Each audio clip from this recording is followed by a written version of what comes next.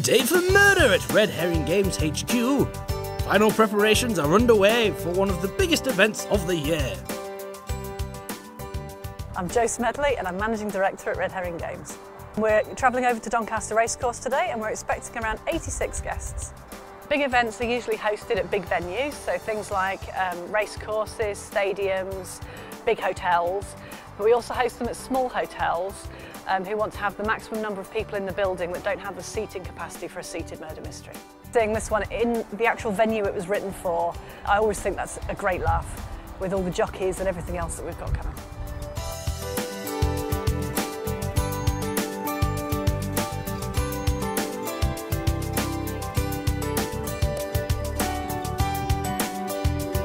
Arriving at the racecourse, Jo begins to set the scene of the crime. When we arrive at the venue, we walk the building, make sure that everything's set up ready for us, and then we start putting out the props and the clues in the right rooms. We use props specific to the plot line. We always try and source the correct props for the plot. So upstairs we've got a Pro-Cush whip, which is actually the official jockey whip these days. And then once all the actors have arrived, we'll rehearse them, give them the props that they're meant to have with them. Make sure they know where all the props are in the building, so if anybody is missing something, they can work out where it is. I've just recently done a play at Hull Truck.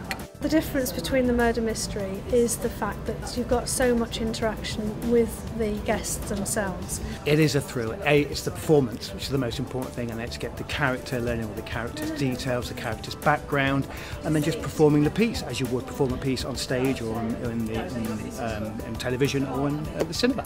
So it's brilliant. I love it. It's great fun. The scene is set. The suspects take their places as the guests, all amateur detectives, arrive to begin their investigation. I spend a lot of time walking the building, making sure that everybody's where they're meant to be, that the scripts are running according to plan, and that the actors have a drink so that they can keep up with everything as they go. During the dinner break, after running around the building the entire afternoon so far, I make sure the cast are all right, they all get fed, and I make sure everybody's ready to go and the cast mingle around the tables, and I make sure all the guests and customers are happy with what they're being asked to do so far as well. I think it's Orson and Wayne together, because listening to both of them, they both have something in it together. The fact that although she wasn't going to benefit from the will, her sons will, they're very young. I think maybe did it together though, with a bit of the drug situation. It's time to reveal who done it.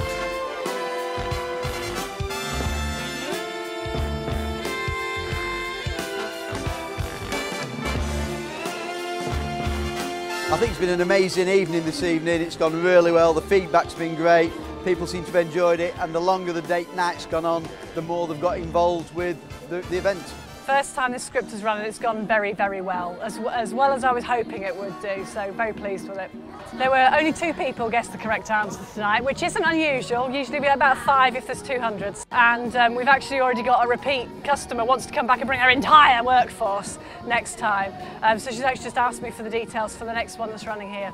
To book your big murder mystery event, contact Red Herring Games by logging onto our website.